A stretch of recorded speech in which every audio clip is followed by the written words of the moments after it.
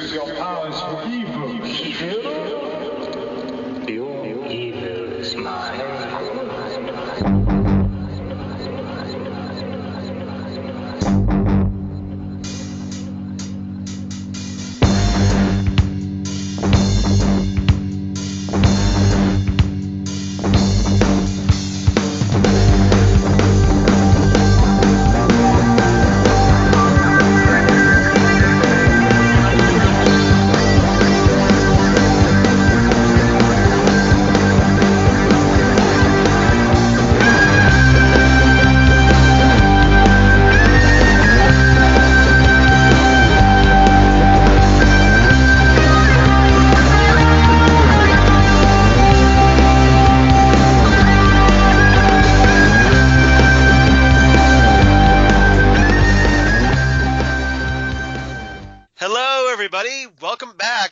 Next Stop Everywhere, the Doctor Who podcast, the award-winning Doctor Who podcast. I'm Charles Skaggs. Hello, everybody. And with me, as always, my partner in time, everybody's favorite partner in time, Jesse Jackson. Hello, Charles. Happy afternoon. We're recording a little later than we normally do. Thank you for being flexible. That's all right. I'm good. How was your morning visit at the convention? Not too bad. I went to a local comic book convention. Nothing big. Did a little shopping. Nothing of real note. Okay. Tried to plug in some gaps. But apart from that, nothing too exciting. So it's just a little rinky-dink con. Costs like maybe all of $4 to get into. So it's more for shopping than anything else. But those are fun sometimes. Yeah, those aren't bad. And this one's on the west side, so I don't have to drive very far for this one. So I don't mind going to this. Very nice. But yeah, not good. But hey, everybody, and here it is. It's July 15th. 2018, and we have a new Doctor Who teaser to talk about. Yay! Yay! So, in addition to our episode that we're going to talk about today, we're going to talk about Torchwood, Exit Wounds, as we wrap up our Torchwood retrospective. This will be the Season 2 finale of Torchwood, the Series 2 finale. And but in addition to that, we did get some new news on the upcoming Series 11. And first and foremost, we got a little bit of a teaser. It's like maybe all of 35 seconds, so not a whole lot to talk about, so it shouldn't detract from our conversations. But since the Doctor Who people were kind enough to release it on the day that we're recording Next Stop Everywhere, I think it's only fair that we should talk about it. Yeah, I think what they really were thinking was let's release it during the World Cup. Right. Get some high exposure for the series. So yeah, you're just nothing bigger than the World Cup final to promote your new series. But as a kind of bonus, we're recording that same day, so we're going to think it's for us. Yes. Why not? Exactly. You mean they didn't do it just for us? I thought they would have just hey, that award-winning Doctor Who podcast, hey, we'll just give them a little something extra to talk about because they're so good to us. Yes. But you're saying there's this World Cup. Yes. This strange thing. The strange thing, yes. So that most of the planet follows avidly. So what are your thoughts on that teaser? I mean, there wasn't much to really discuss. I mean, basically it's just kind of teasing, introducing the new companions. And some timey-wimey stuff going on. Yeah, I was a little disappointed because I was really, really eager to hear Jodie as the Doctor. Yeah, you were hoping for a full actual trailer. Or even her voice in a teaser. Right. Even if we didn't see it directly. We have heard her say "Aw, brilliant" in in Twice Upon a Time at the end of that. Right. But so just to kind of set the scene, I'm presuming everybody's seen the trailer by now. Yeah. And if not, what's wrong with you? It's Doctor Who. You should be watching exactly. This. So essentially, we're at a cafe, and we are introduced to the new companions. We have let's see here. Let me run down their names. I have to look them up because I don't know them all yet by heart. I should know this. All right. So we have So we have Bradley. Was it? Yeah, let's see here. All right, so we have Bradley Walsh as Graham, who's the older gentleman, and we have Tosin Cole as Ryan. He's the young gentleman in this, and Mandeep Gill, who plays Yasmin. Okay. And they're basically kind of like hanging out. The World Cup is on in the background, obviously, and looks like that Ryan is eating something, and it looks like Yasmin is with some people, and they're having pizza, and I guess Graham's at the counter reading a newspaper, and then all of a sudden, some like kind of like looks like some kind of time energy, kind of like time crack energy. Yes, it did look like that. Yeah. Yeah, so that kind of white timey-wimey stuff. If you're a fan of the Flash, as I am, and it almost kind of looks like Speed Force lightning a little bit going on. But It does. so what happens is apparently through all this timey-wimey stuff, like Ryan's meal and Yasmin's pizza and Graham's newspaper are affected by this. And we get little glimpses of the 13th Doctor, who finally is revealed at the end. And that's basically, like, for example, like Yasmin's pizza that was empty is now there's a brand full new pizza, and Graham's newspaper has been replaced by a Beano comic book. This very same one that the 11th Doctor was fond of, if you remember that little Easter egg. Yes. So, and then I think Ryan ends up with a completely different meal in the process. So what do you think this teaser was trying to convey? I'm not sure, Charles. I was kind of hoping for a little bit more. Yeah, right. I wanted to hear. Yeah. I think it's just mostly just to like introduce the new actors playing the companions. To show the faces, correct? Yes, exactly. Yeah, like, I okay, think you're probably we've right. Seen, because at this point we've always seen it was the 13th Doctor, post regeneration briefly, and so this is kind of like our first official real look at the new companion. So I think that's what it was primarily trying to do. I think so too. Like these three people have their lives disrupted because of the Doctor's presence, and strange stuff happens. So yeah, I think that's I think that's what the gist was. Yes. So yeah, a little kind of a letdown that it wasn't more substantive. I think I agree with you on that, but at least it's hopefully trying to help build anticipation. Oh, and we are anticipating. Yes, we are. And in addition to this, we also got, which I'm going to hold up here, the brand new Entertainment Weekly. I've got my copy here with Jodie Whittaker's 13th Doctor right on the cover. And so that was cool because it's their big Comic-Con preview issue. And they even have like a little, like, was it here, like 4-page article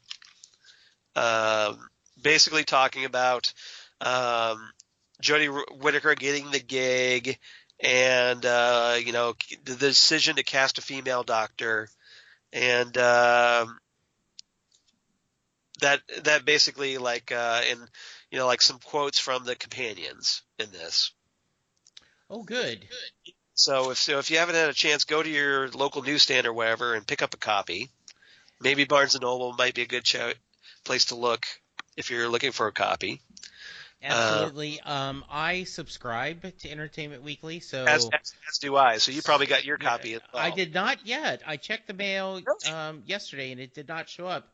And it usually does show up on Saturdays. Now, my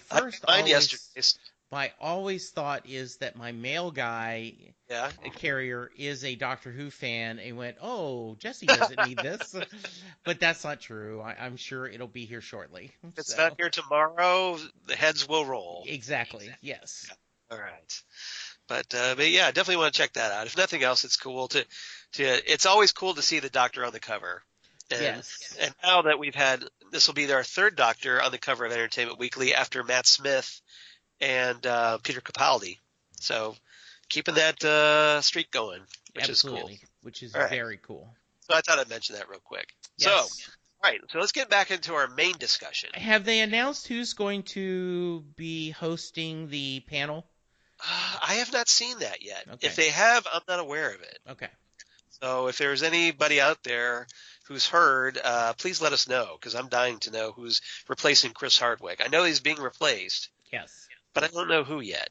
Yeah, I don't either. So that would be good. All right. Yeah, that would be nice. So a little, it's more like instead of Doctor Who, it's more like Host Who. Yes, absolutely. All right. So, all right, let's talk some Torchwood, since this is our big wrap up of our Torchwood discussion. Yes, it is. All right, we're going to talk Exit Wounds, like I said, and again, this is the 13th episode from Series 2 in 2008. Written by Chris Chibnall, incoming Doctor Who showrunner, which is why we've been doing these episodes. And also features the return of James Marsters as Captain John Hart. So what's your initial thoughts before we get into some stuff here? I have really enjoyed this kind of retrospective of Torchwood. I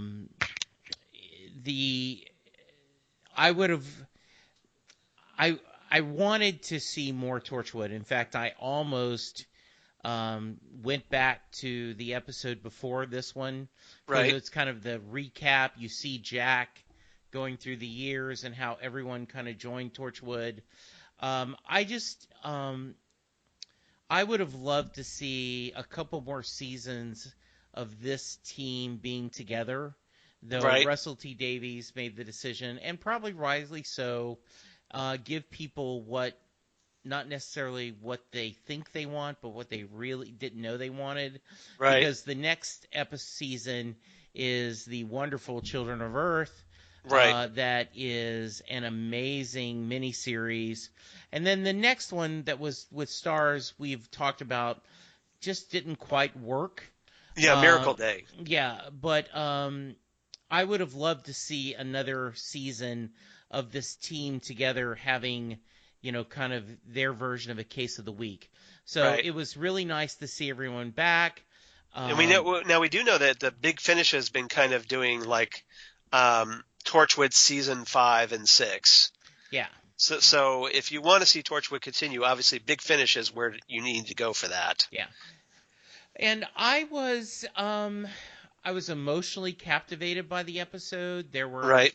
I did not remember everything. Okay. So there were a lot of it was fresh and a surprise again. Yeah, and I was emotional in all the right places. I don't know about you, but there were a little dust in the room, and toward the end, I may have had a few tears. Were you a little verklempt? I was.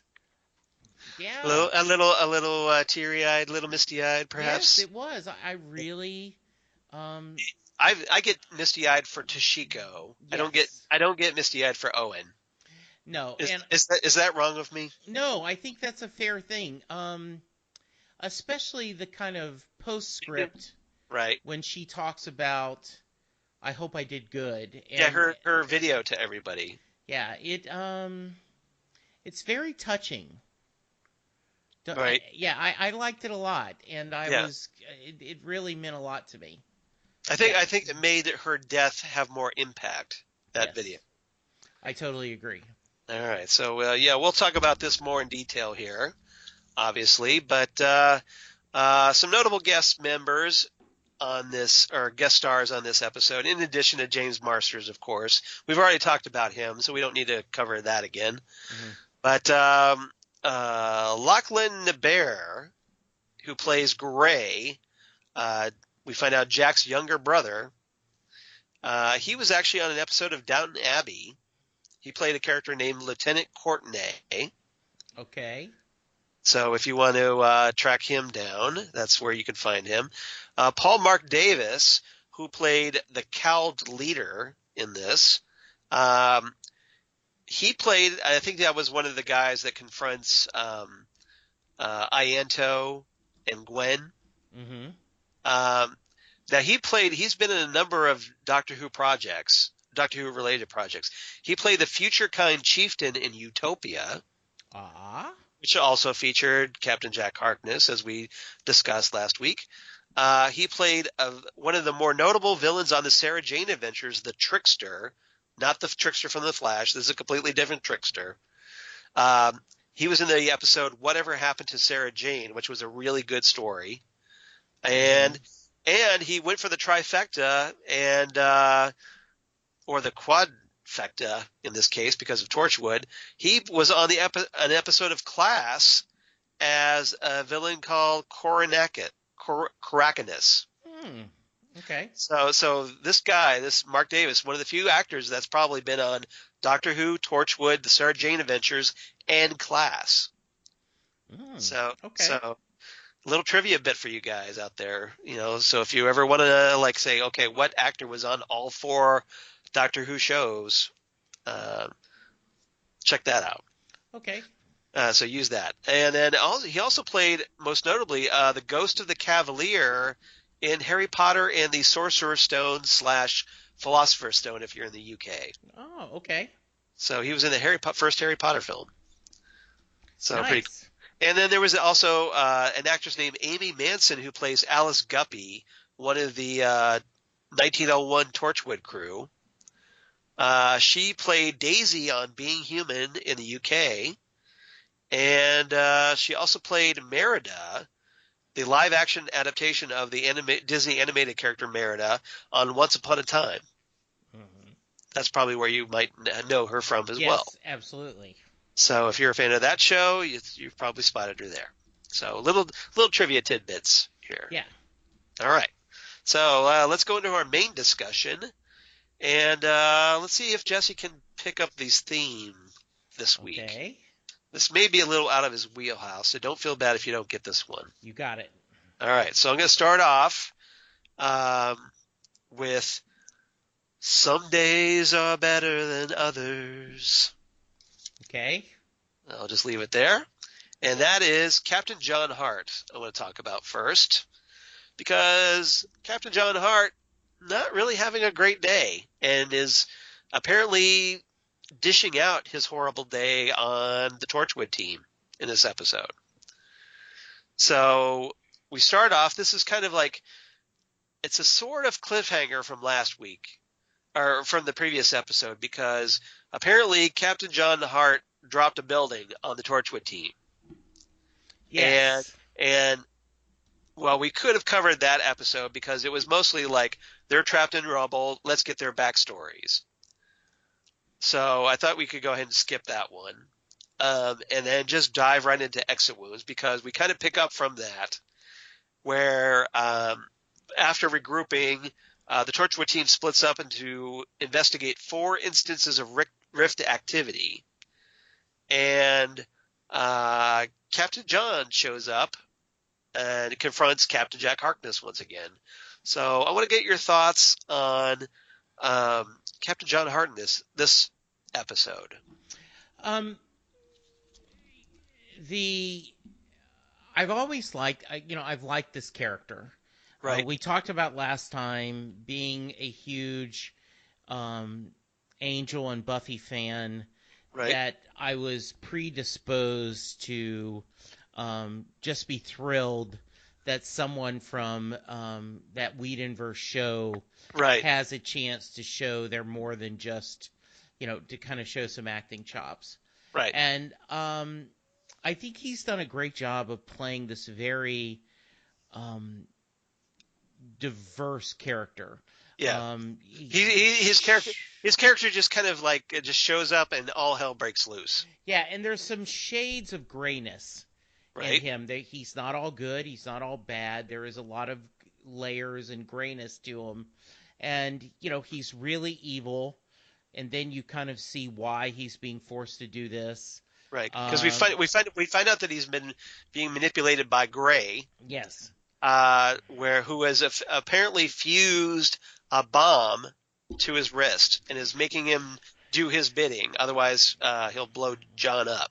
Yeah, and quite a gruesome scene when he takes the time manipulator off You Right. know, it's like, and for Yeah, those it's almost like some plastic wrap if he had like laid in the sun for a good while and it had fused to his skin and he peels that off.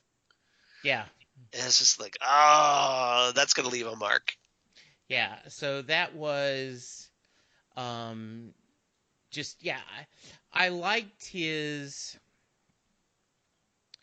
explaining why, he had to say that, he had to do what he had to do. He tried to explain himself, how he Right. did the best he could. It Since I had forgotten this part about that he was manipulated, I Right. was truly buying into him that he was evil at the beginning, and then at the end, I bought into that he was being manipulated. Got it. So, yeah. Yeah. Mhm.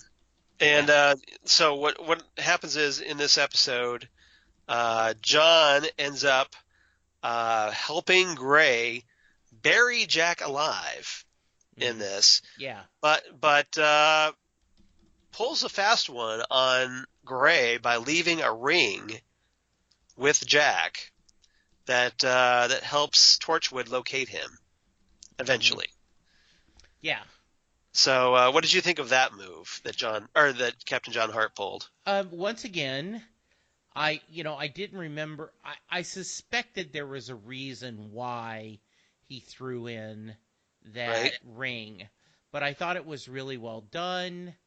And so I liked that twist. I liked of him, trying to think outside the box, and Right. so I liked that a lot. And what did you now? One of the things that this episode kind of infers is that Captain John Hart is actually in love with Jack.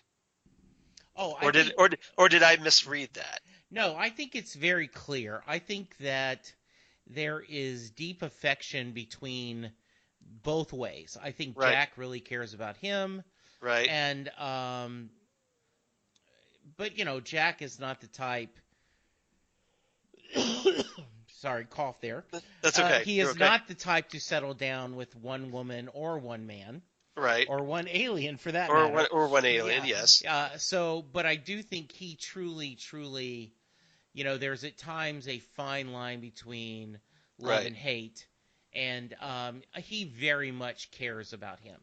Yeah. I think John is very conflicted in this episode. Yes. Because he has this love for Jack, but he feels like, well, I have to do this anyway. Yes. Like he's more, even though he feels this way, he feels more concerned about his own self-preservation. Yeah, and I think that is very realistic, Right. storytelling.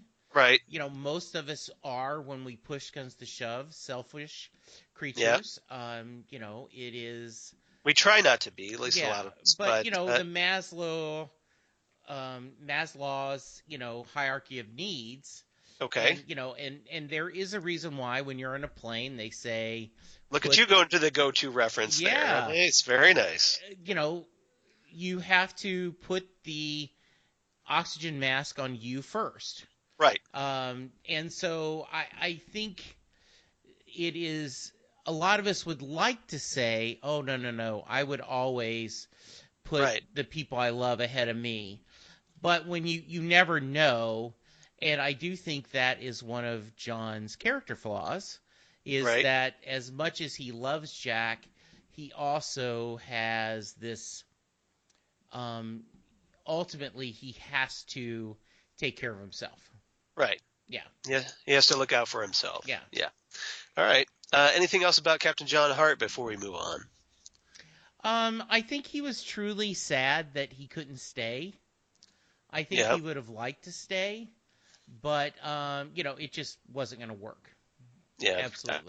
I think it would have been interesting to see Captain John Hart as a Torchwood member. I think so too. Follow this, especially since they had a couple vacancies after this story. Yeah. But yeah, it would have been kind of. I would have liked to have him kept around for like if there have been like a continuation season 3 as opposed to just a completely different Right. storyline if they had Yes. kind of like just typically gone for another 13 episodes. Yes, I I think agree. he would have been a more interesting addition to the team. Yeah, I think so too, and I think the idea, Because he would have been that character of conflict to kind of replace Owen as yes, the guy is stirring things up a little bit. yeah, I agree. Yeah. I think that would have been really well. Yeah. It seems like that was I mean, I understand that James Marsters maybe couldn't commit to the series at that time or whatever, Hmm. or wasn't interested, but it seems like a lost opportunity to me. Yeah, I agree. All right. Let's move on to topic number 2. Wake up. Wake up, dead man. Nice. All right. And this is Jack and Gray. Captain Okay. Jack and his brother Gray I want to talk about because, hey, Captain Jack's on the ground in this one. Stuck there. He's brought to Cardiff in 27 AD where he gets promptly buried and doesn't wake up until 1901 when Torchwood digs him out. And all because his brother Gray is really pissed off at his older brother for abandoning him. So I want to get your thoughts on the Harkness brothers in this case, quote unquote. I assume Gray is crazy Yes, I would assume so. I think that's a fair assumption. because I don't understand his hatred of his brother. Right. And it doesn't make sense. It's kind of Right. and maybe it is there's a lot of other things going on. For example, in Golden Age, Silver Age comics, Lex Luthor really didn't hate Superboy or Superman because he made him bald. There's Right. a whole nother layer behind that. But it just seems like you let my hand go, you left me alone, I'm going Right. to hate you forever. Just seems A, B, Z. Yeah. Yeah, like you just jumped to that conclusion. What Well, do you also you think? Well, I think that with Gray was a child at the time. Right? So Yes. this But so is was almost Jack, right? but so was Jack, but he was older. And so essentially it was Jack's job to look out for his little brother. Yeah. And I think what's going on here, and feel free to correct me if I'm wrong. My take on it is that Gray, as a child, because he was separated, Jack let go of his brother's hand, and then all this other stuff happened. He was taken away by the bad guys. I forget who they are that attacked their colony or wherever they were in the 51st century. That there was that resentment, like that my life would have been completely different if you had just stayed with me. Maybe I wouldn't have gone through all this other stuff. So it's like a child's, just that resentment. Yeah, Jack. I think you're right on. That maybe it's just like it's just that because it was a childhood trauma. It's just so ingrained in who he is as he became an adult that's all he obsesses about. Yeah, and I think the thought is that he can't get past that and how much he misses. Right. And I do think that And Jack tells him that he looked for him. Yeah. Yeah. Yeah. I love that this has haunted Jack. Yeah. There's an absolutely great, mainstream movie, Ordinary People, where Judd Hirsch and Timothy Hutton are doing sessions together. Timothy Hutton plays a young boy who has had suicidal thoughts, and spoilers, it is a movie from the 80s. Right. They determined that his brother and him were out sailing, and when a storm came and his brother wasn't strong enough to hold on, and his brother died, and the Timothy Hutton character. That is a good comparison. Yeah. I haven't seen the movies, so Okay. that's a good comparison. And Judd Hirsch says you have to forgive yourself that you were stronger. That's what you're guilty of. You are blaming yourself that. So anyway, I just want that. I kind of thought of that, and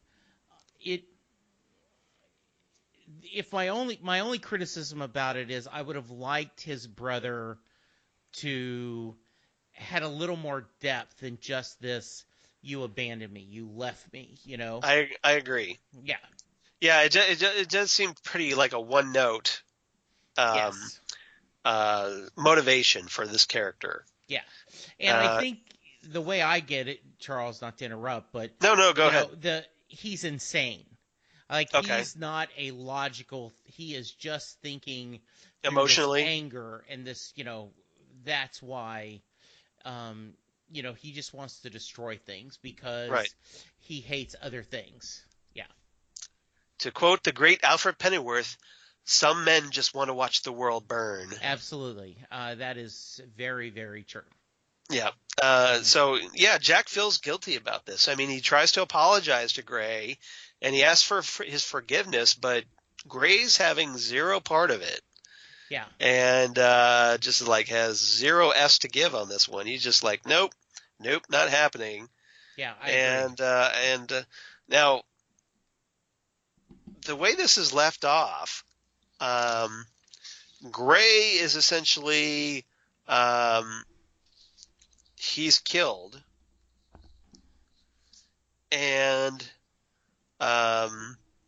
or let's see, I'm sorry, no, I'm taking that back. He's sedated, and then they put his body in cryogenic storage. So presumably, he could come back at some point. Yeah, and But he doesn't, does he? I can't remember. I don't think he ever came back. At least, unless he came back in a Big Finish audio. Right. So again, everybody out there, if you've heard that, please let me know on that.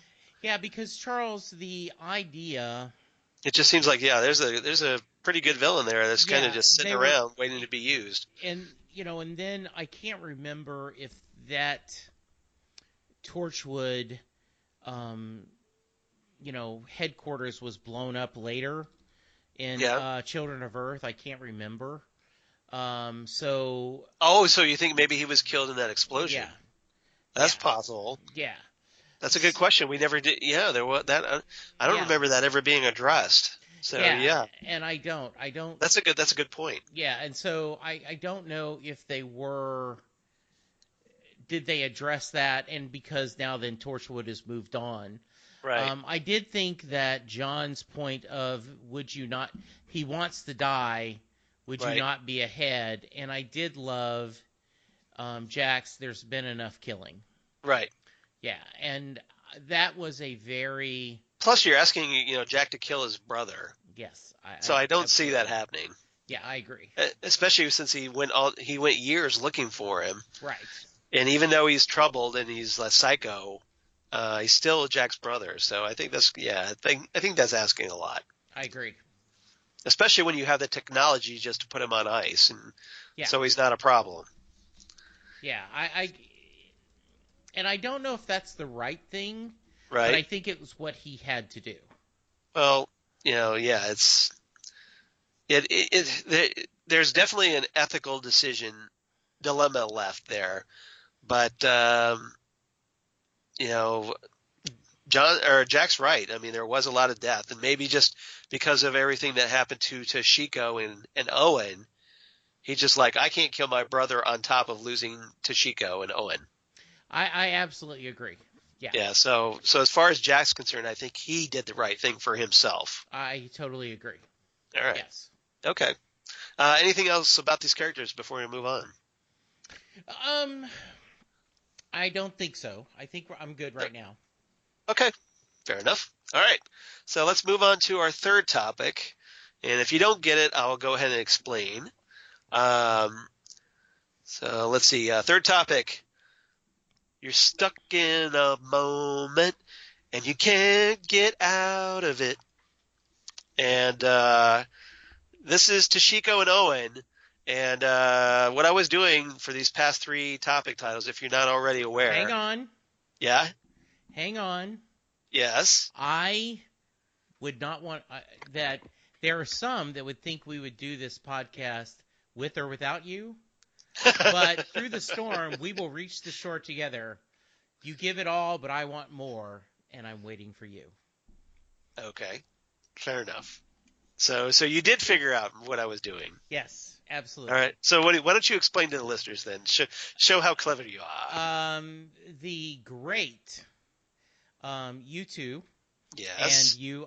So all the topics were songs from the great band U2. Irish band U2. Yes. One of my personal favorite bands, U2. I've had the good fortune to see them 4 times live. And every time was great. And I've been enjoying the hell out of the U2 channel on Sirius XM radio.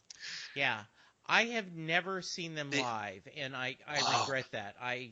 You should. It's U2, because of their music, they always have such a big sound. Yeah. And their concerts are always so powerful. Mm-hmm.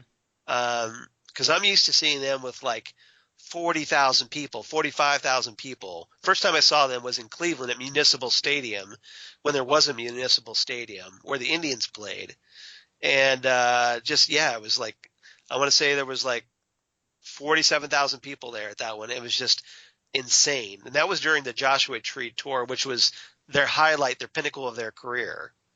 And it was just an amazing performance. And then I saw them for Zooropa tour and their pop tour and one other that I'm blanking on. But it was just if you get the chance to go see U2 live, go see them live. It's probably it should be one of your favorite concerts ever. Really. Yeah, I would love to see that. I think that it's definitely on my list of people that I need to see. Yeah.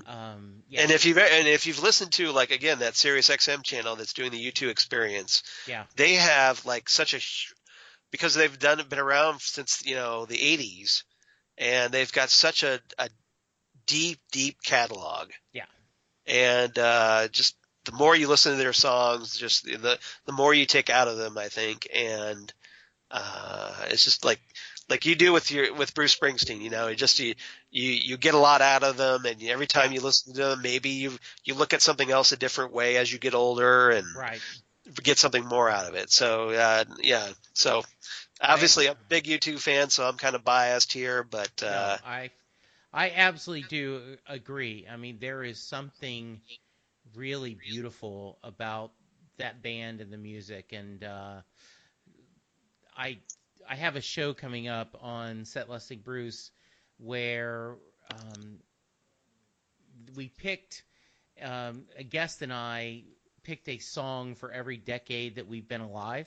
Right. A different song, and one of U2 songs made it, and I'm not going to tell you yet because I want you to be surprised. Oh, cool. Yeah. All right, I'll check that out. Okay. I'll have to check that out. All right. Yeah. So free plug for Set Listing Bruce on that. Absolutely. So what's our So do you have any quotes of the episode? Oh, I'm sorry. We haven't even done topic 3 yet. Yeah, we haven't. No. We should do that first. Yeah, Toshiko and Owen. Sorry, I got sidetracked on the U2 thing. Yeah. So Toshiko and Owen. I want to talk about them because they're kind of stuck in a moment that, like the song says, they can't get out of, and Owen ends up getting stuck he goes to the Turnmill nuclear power plant where it's going into meltdown. And apparently Owen is the only one that can do anything about it. But hey, he's not a nuclear physicist. Yeah. So he needs some help. And he gets some in the form of Tosh, who is at Torchwood headquarters. But just so happens that while Tosh is giving Owen some help on that, there is Gray ends up finding her and mortally injures her. Yeah. So we have, and she's kind of left by herself. All she can do is just lay there and bleed out. And I want to get your thoughts on these two characters' final moments. So I cried. I mean, I won't lie. I was mostly on the video at the end where we already talked about. Where Toshiko where gives she her. talks about it was really sad. Right. And I liked that they both died well. I know that shouldn't matter, but I think in their case they wanted that kind of tragedy showing us what's going on. Right. So yeah, I really and it was kind of like this moment was complicated by how Toshiko feels about Owen. Yes. Because those feelings that she never had the guts to express to Owen. Yeah, and for her to talk about how good she felt about him and how good she felt about being part of that life, and for her to answer that to tell Jack how much she appreciated them being together, was really touching and very loving. And it, I don't. All right, so I'm going to be a grumpy old man. Oh. TV shows, grumpy old Jesse. Yeah, TV shows are not necessarily supposed to be realistic. Okay. So I do not need them to kill off characters and then say, well, if they were doing this is dangerous, it's not realistic that someone would live this and you wouldn't lose characters. And I would go, well, if it was realistic, we wouldn't be in a rift in Cardiff. I don't need to lose. So were you waiting for like a magicy wagicky solution to this? Or no, just I realized they made the decision that we need to show that it is very dangerous being part of Torchwood. But one of the other podcasts I listen to is the West Wing Weekly. Okay. And they talk about that the West Wing, as realistic as it is, one of the things it's most unrealistic about is no one stays in the White House that long because it's such a tiring, it churns you so much, you end up at least after one term you move on. But because it's a TV show, actors don't want to give up the gig, and you love the characters, you don't change, right? Right. And so I would have not, if I'd had my choice, I wouldn't have wanted them. If you were a showrunner, you wouldn't have killed them off. Exactly. Okay. How about you? What's your thoughts on that? Well, I did like the fact that Torchwood was killing some characters. I kind of like the fact that we're willing to change things up. Right. But as it turns out, they don't even get replaced. Yeah. So I'm not sure what the point of killing them. I mean, I get that maybe the actors didn't want to move on, or they weren't sure if the series was going to continue at this point. Mm-hmm. Like maybe they hadn't gotten the go ahead for Torchwood Children of Earth. So this was essentially a series finale. Yeah. So we'll kill off a couple of characters. Because that's the kind of vibe I got from this, was that it was that even though it was only season 2 or series 2, that this was essentially written as a series finale. I think you're right, and I think that's a fair one. So that's just my take. Maybe I'm completely wrong about it, but now the actual events in this episode that killed them off, there's a really good exchange, I thought, between Owen and Toshiko, where Owen has just realized that he's stuck and he's going to die. Mm-hmm. and he can't get out of his situation. So he's just raging at this point. He's just going, and he's screaming. And Toshiko tells him, please stop. And he's all like, well, why should I stop? And she goes, well, because you're breaking my heart. And that one thing gives him pause. Like maybe nothing else would have stopped him at that point.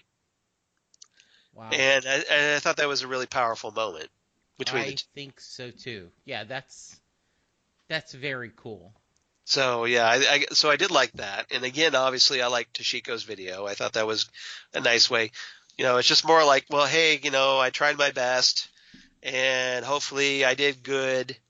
And thanks, Jack, for giving me all these wonderful experiences. Yeah. So it was nice. And I think Toshiko's death matters more because she was the nice one of the group. Yes, she was. Nobody really had anything bad to say about that character apart from just that she's very meek and mild. And, although she obviously does some things that are very heroic in this series, and it almost seems very unfair to have this character killed off. I agree with that. But, look at any Joss Whedon series and you'll find the same thing, that where characters that shouldn't be killed off are killed off unexpectedly. Yes. So, yeah. Yes. Sometimes the universe isn't fair, everybody. You know the joke. Right. Joss Whedon, George R.R. Martin walk into a bar and every character you love dies. Right. Yeah, pretty much. So, yeah. And I guess you could throw in Chris Chibnall a little bit here. I think so, yeah. So, as a result, I think it's possible that maybe in Doctor Who, maybe we'll see some characters die. Maybe some of these companions. Or at least one, maybe. I think that's possible. Well, it certainly is because if you think about it, they are having a lot of companions. Right. They have 3. Yes. So presumably, like Bradley Walsh's character, Graham, might be the logical suspect of who might die, but you never know. Mm-hmm. You never know. So never know. Yes. You might be trying to. Maybe I'll cast an old person to kind of throw everybody off and think, that could be a character that could be killed off, and then kill another one, somebody completely different off. Absolutely, I agree. All right. Let's see. So anything else about Owen and Toshiko in this? No, just I thought as I spent the time, I really liked spending time back with Torchwood. Right. And so you were glad we did the retrospective. Yes, I'm very glad. Yeah. Yeah, I mean, it was kind of nice because it's been some time since I've watched these episodes as well, so it was kind of nice to go back and look at them more critically this time, and help everybody else out there enjoy our little retrospective. Absolutely. All right. So, do you have any favorite lines of the episode? I do. There are a couple of nice signs. Okay. And a lot of this is John flirting with everyone. Yeah. When Ito says, "Put Jack on right now," and John calls him eye candy. That was so masterful, so bossy, so basically powerless. I love that he called him eye candy. Yeah, that was it. Remember, he called him that too in Kiss Kiss Bang Bang. Yes. So that's kind of like Captain John Hart's pet name for Ianto, eye candy. Mm-hmm. I think that was good. One of the lines I have is John ties up Jack, and Jack replies, "This is a little extreme, don't you think?" And Captain John Hart says, "Well, what? Suddenly you're anti-bondage?" Yeah. And then when Gwen Cooper points a gun at John and says, "On your knees now." Yeah. And he sighs, honestly, it's just sex with you people. Right. Yeah, that was a good one. Yeah. I like an exchange between Reese and Andy, where Reese says, "Bloody hell, how many were there? It's like Fort Apache the Bronx, in it?" And Andy replies, "Apart from the fact that surrounding forces are savage aliens and we could all die, it's almost exactly the same. Yeah, thanks for that." Yeah. You already talked about this, but I did have that written down. Oh, okay, go ahead. I'm going to rage my way to oblivion. Please don't, Toshiko says. Owen, give me one good reason why I shouldn't keep bloody screaming. And Toshiko, because you're breaking my heart. And Owen goes, I'm sorry. I thought that was a really nice little exchange. It's the one thing that kind of snaps Owen back. Yes. Out of his rage. Yeah. At the unfairness of it all. That, yeah. Just maybe he actually feels a little something for Toshiko, but yeah. And they kind of talk about that they never have that date. Yeah, exactly. So, yeah, that so is. Again, that missed opportunity. Yeah. A little weird. I have one last quote. Okay. This is between Owen and Tosh, appropriately enough. Okay. Owen says, "Shh, come on, Tosh. There's no way you could have anticipated that power spike. Come on. Besides, you've saved my back so many times in the past, right from the moment I joined." And Toshiko says, "Your second week, I had to cover for you, pretend I was a medic, because you were hungover and unreachable." And Owen replies, "What was it, Space Pig?" Tosh says, "Space Pig." Yeah, and then I thought the episode ended perfectly with Jack saying, "Now we can carry on," and Gwen, "I don't think I can, not after this." And Jack, "You can. We all can. The end is where we start from." And that's just a perfect way to end the season. Yeah, and like I said, I think it was written as a series finale. I agree. I think it was. Yes. So, especially since the fact that they, unlike when they lost Susie, Jack didn't run right out and replace her. Didn't run out and replace Toshiko and Owen. Right. Really. I mean, we did get like Martha Jones and stuff, but just very it just seemed like it was just mostly the three with Jack, Gwen, and Ianto from this point on, and then it's only Jack and Gwen when it comes to Miracle Day. Yes, absolutely. So, because they lose Ianto. Yeah. All right. Any other quotes? Nope. All right. So what's your rating? I give it 9 final testimony or final soliloquy video. So memorial videos, yeah. Yeah, memorial videos, perfect. Yes. All right. I give this one 8.5. This one is pretty good. 8.5 molecularly bonded wrist bombs. Nice. I almost did bloody wrists, but I figured it was the memorial video is better. Yes. Yeah, it's a little more tasteful. Yeah. Yes. Yeah, that's okay. All right. Do you have a reverse the polarity segment? I do not, but please. Right. I know you do. I do, but because I know you'd be disappointed in me if I didn't. All right, so we're going to reverse the polarity really quickly back to 2005 with Aliens of London, the Doctor Who episode from Series 1, the 4th episode from Series 1, written by Russell T. Davies, the creator of Torchwood, where we have the 9th Doctor and Rose returning to the Powell estate. Rose, thinking that she only has been gone 12 hours, heads off to see her mum, only to learn that she's been gone 12 months. They soon see an alien ship pass overhead and clip Big Ben before crashing into the Thames. Rose and the Doctor watch the news on television, see General Asquith entering the hospital where the alien was taken.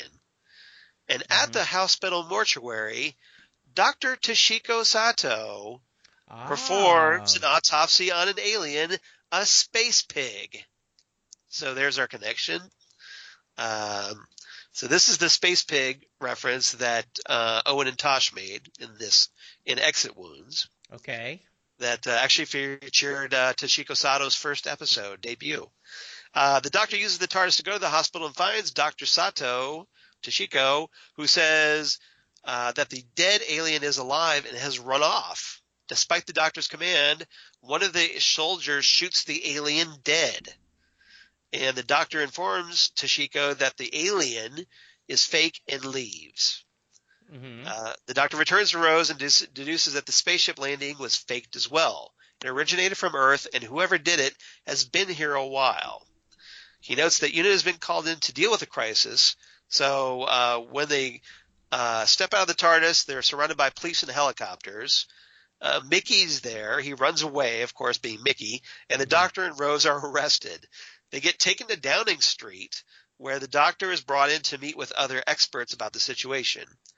Rose doesn't have proper clearance, so Harriet Jones, MP Flydale North, offers to stay with her. And they gather the experts, along with acting PM Joseph Green and General Asquith from earlier, in a small room.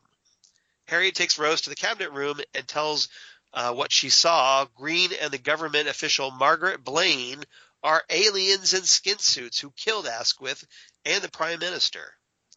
The doctor figures out why the spaceship crash was faked to get the Earth's experts in one place. So Rose and Harriet are caught by Margaret Blaine, who unzips her forehead, and in the room below, Asquith unzips his forehead, and Green uses a remote control to electrocute the experts. They announce themselves as the Slitheen. Dun, dun, dun. Nice. So, and that obviously continues into World War III. So, if you want to see Toshiko Sato's first appearance, go rewatch Aliens of London. Perfect. So, might be the only reason to watch that story, in my opinion. But that was Warren Zevon's first draft.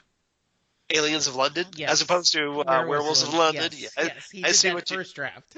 You thought you had me there. I knew you wouldn't. Yes. Ow! Aliens of London. Yes. Yeah. All right. Now I want that parody. I want to Weird Al to do a parody of that. Mm-hmm. All right. Okay. So we do have some mail this week as we catch up on our mail listener email. So I will pull up the Gmail to the Next Stop Everywhere account, and we will run through these. Okay, so first off, we have Paul Beck, who wrote to us back on June 25th about our last episode, Kiss Kiss Bang Bang. His entry got in a little late to be included, so he writes in, "Hi, Charles and Jesse. Just enjoyed the episode of Torchwood, and it's such a difference to season 1 final episode, which I found very disjointed. The story is so well written, and the pacing is perfect, and it's just damn funny with so many good one-liners. The addition of James Marsters as Captain John Hart is a bit of perfect casting. I'd imagine – oh, go ahead. I just was agreeing. Yeah. And I'd imagine it would be very hard to upstage John Barrowman, but he definitely holds his own as a bit of a scene stealer. Yes, he does. I just love that his character from the start, as Jack's history with the time agency catches up to him, and what a history these two have, and just who was the wife? Question mark. Yeah. Gwen in the story gets to tell Jack that she's engaged to Reese, which seems to stun Jack, as you could feel the tension between them in that scene, which is so well played. I've always been curious about the unresolved sexual tension between Gwen and Jack. It's like its own separate little love story that goes unrequited. Do you think there was a plan for this, or that the writers were just making it up with each episode and seeing how far they could play it? Any thoughts on that, Jesse? So I believe I'm going to hope that there is a plan, because I think that's better, right? And I know sometimes you have to have a little wiggle room to find out what you want, but my hope is there was a plan. Yeah. I'd like to think there was a plan, but you never know. You don't. I agree. And it does, again, there's another missed opportunity on this show. Mm-hmm. Let's see here. Gwen obviously loves Reese, but she seems to have a thing for Jack also. Yes, she did. Mm-hmm. Like I mentioned, that comment that she made when Jack returned was like, well, hey, I moved on. Somebody wasn't here. Yeah, exactly. So maybe things would have progressed had Jack been around, but he wasn't. Mm-hmm. I like to think that Gwen didn't settle for Reese, though. Okay. No, anyway, not at all. I think I think she's attracted to Jack. I think she made the right choice. Yeah, and I also think,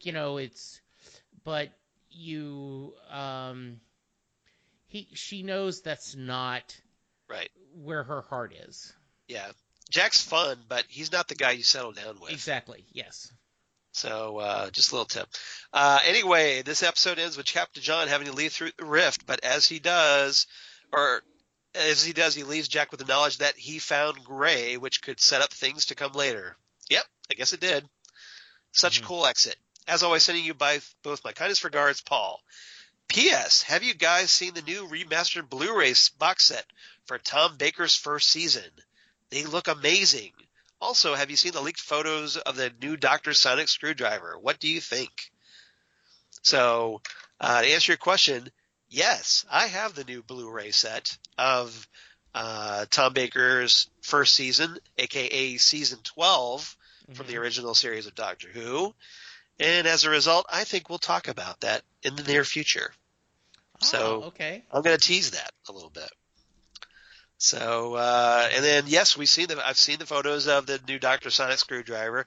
Not sure I'm a fan of it, but maybe I'll get used to it. What did you think? I have not seen it. Okay. Well, I posted a picture on my Facebook page. All right. That still somehow has managed to stay up there, so it hasn't been taken down. Let me look real quick. I had it as my profile, or that banner pic. Yeah. But it's been replaced, so it's not up there now. But it was there, so it's in the file folder. So if you dig through it, okay, I will. All right.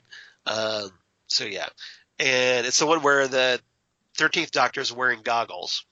Okay. It looks really cool. She looks good in goggles. Okay. PSS, I'm always looking forward to your next show. Which episode of Torchwood are we looking at next time? Well, obviously we just talked about that. So, yes. So thank you, Paul, for that. And we will go next to Holly from Wisconsin. Do you have Holly's email you want to read, Jesse, or do you want me to? I do. And by the way, that's a weird. I didn't know that was a sonic screwdriver. Yeah, I remember seeing that photo, and I wasn't sure. I'm pretty sure it's the sonic screwdriver, unless there's a misdirection going on. But doesn't it look odd? Yeah, I was thinking it might be just another tool, but we'll see. All right. Yep, we'll see. Holly Mack says, "Hey, Charles and Jesse, what an emotional episode. I can kind of see why Gray wants revenge, but Jack did try to save his brother.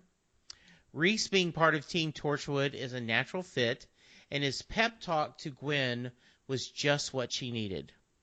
We also say goodbye to Tosh and Owen.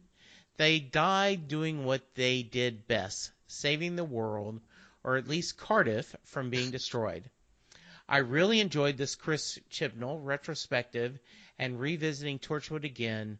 Looking forward to what we'll be reviewing next." Yes. Thank you, Holly. I appreciate it. We've kind of talked a little bit about Gray's revenge, and so, but I did like Reese being in the know. I think that was nice. Yeah, that's kind of something we didn't really talk about. Is that Reese? This is his now that he's kind of coming into a little bit more awareness of his wife's activities. Mm-hmm. And it kind of sets the stage for him to be more of help in Children of Earth. Yes. I think. So that's kind of cool. Absolutely. Yeah. So in Reese, I think it helps their relationship to have Reese in on everything. Mm-hmm. So, all right. Last email is from Paul again. So this one's about this episode. So we're catching up with Paul. Paul writes in again. He says, "Hi, Charles and Jesse. Got to tell you how much I enjoyed watching this episode. It was so well written by Chibnall and equally so well acted by the cast. James Marsters just eats the scenery when he's on screen, which we have said before is quite a challenge next to John Barrowman. I would pay to watch a Captain John Hart spin-off TV series. Well, so would I. Yes, absolutely. That would be perfect. And they need to have Adamant music as the theme, I think, because of his jacket. Yeah. This episode is so emotional, especially with the deaths of Owen and Tosh. Just heartbreaking. So, do we get to see Jack's brother Gray again? I can't remember. Or is he left in deep freeze? Well, we just talked about that. I don't know. I mean, I don't. Yeah. I haven't listened to the Torchwood Big Finish audios because I listen to so many Doctor Who Big Finish audios. But so someone's gonna have to tell me if Gray makes an appearance in that or not. Yeah, I don't either. So yeah. I think Holly watches them or listens to them. So hopefully Holly can let us know. Yes. Or someone else. Feel free to write us. Anyway, it's been fun watching these episodes again after so much time. I'm kicking myself for not rewatching them sooner. Sending you both my kindest regards, Paul. P.S. I am very curious where you are both taking us next. So, since Paul was kind enough to set us up once again. Yes. All right. What are we going to talk about next time on Next Stop Everywhere? Well, I did mention that season 2 Blu-ray, didn't I? Or season 12 you did. Yeah, so Tom Baker's first episode from that, his very first episode as the Doctor, the Fourth Doctor, was an episode called Robot. Okay. And it's one of the few post-regeneration stories we haven't talked about yet. So with that coming up, with Jodie Whittaker's first post-regeneration episode coming up, I thought it might be nice to kind of tick off these last remaining boxes on the post-regeneration stories leading up to Series 11. And so as we go into Series 11 of New Doctor Who, we're going to go back to Season 12 of the original series of Doctor Who. Everybody got that? And I think we should talk about Tom Baker's first story, Robot. What do you think, Jesse? Yeah, that sounds perfect. And it's a bit cheesy. The robot is a bit cheesy, but Tom Baker's right off the bat just so much fun to watch. And that sounds perfect. And I'm looking forward. I'm hoping that the new Blu-ray set, which has some like better audio and in some stories, and has like for example in Revenge of the Cybermen, it has some brand new special effects. Okay. Upgraded special effects option. So I know that I've watched a few of the stories. I haven't watched Robot because I'm saving it up for this because I knew this was coming up. But I've watched The Ark in Space, which sounds really great in 5.1 audio. Ooh, nice. So if Robot has that as well, I'm looking forward to it. But yeah, it sounds really good. That sounds perfect. Upgraded audio. So yeah, let's talk about that. I don't know if you have the set or not. If nothing else, you can get the episode, I'm sure. Absolutely. Yeah. So, but I definitely recommend the Blu-ray set because it's great to have all those, and it just came out not too long ago. Okay, very cool. All right, so yeah, everybody, we're going to watch Robot next time. All right, good. So, if you want to be like Holly and Paul, Jesse, how can they reach us on the interwebs? They can reach me on at Jesse Jackson DFW on Twitter. Right. I am also at you can hear me talk about Bruce Springsteen and other stuff on Set Leslie Bruce, and then I never have the show stuff ready. You always ask me, and I never have it ready. That's okay. I can do it. I can do it if you want. Yes, please, Charles. Tell them how you can reach the show. All right. How can you reach the show? Well, if you want to write in just like Paul and Holly did, you can reach us at Next Stop Everywhere SMG. Don't forget the SMG at gmail.com. The Gmail. Yes. Or you can reach us on the Twitter machine, which is now active again. Hooray! At Next Stop SMG on the Twitter. Or you can reach us on our Facebook page at Next Stop Everywhere, the Doctor Who podcast. We are 3 people away from 200 likes. Nice. So, if you haven't already liked our show, and if you have, we thank you for that immensely. But if you know some people that haven't liked the show page, please get them to do so, because we'd obviously like to get to the mighty 200. We're very close. So help us out. And otherwise, you can reach me at Charles Skaggs on the Twitter machine, or you can reach me at Charles Skaggs on the Instagram. Google Plus for all you crazy kids in the Google Plus. Shout out to Karen. And Facebook, of course, at Charles Skaggs in Hilliard, Ohio. And my blog of geeky things damn good coffee. And hot. Damn Good Coffee and Hot, where I talk about Next Stop Everywhere and Doctor Who and all the podcasts they do with Southgate Media Group, including Titan Talk that I do with you, Jesse. Titan Talk, the Titans podcast. Yes. Which hopefully Rob will be back soon and we can get our 6th episode of that posted. And then also Ghost with the Twin Peaks podcast that I do with Zan Sprouse. And the Fandom Zone podcast, where we talk about comic book shows on television with Karen Lindsay, who obviously is going to, as we talked about, going to be coming up as our new companion for Series 11 in the fall. So please check those out, and thanks everybody for listening to those. If you're not already, please do so. We'd definitely appreciate it.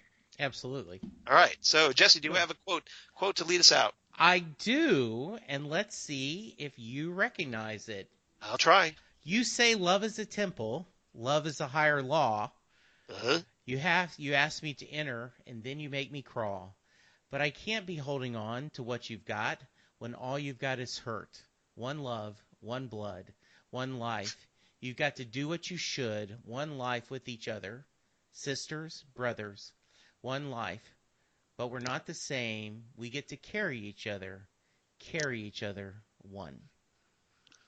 Well, that might be a U2 song. That just might be, and that one is love, one life. Yes, and that is the U2 song that I had in my. Did you already have that quote? Did you have that quote already before I started doing my U2 titles? Oh no, I pulled that very quickly. Because that would have been really creepy if you had.